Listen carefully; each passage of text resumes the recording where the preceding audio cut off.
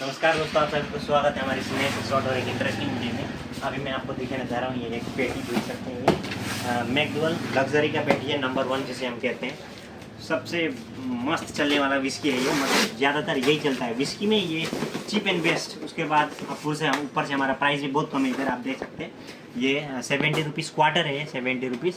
और इसमें ये एक पेटी में 48 पीस रहता है। ये पूरा पेटी है और इसका पेटी हम 3100 में दे रहे हैं पेटी पूरा। और इसका 70 रुपीज़ MRP आप देख सकते हैं। मैकडुअल लग्जरी बहुत चलने वाला माल, यही ज़्यादातर चलता है। और ऐसे पेटी अनबॉक्सिंग वीडियो देखने के लिए हमारे चैनल को सब्सक्राइब कीजिए और आगे तक आप शेयर कीजिएगा दोस्तों।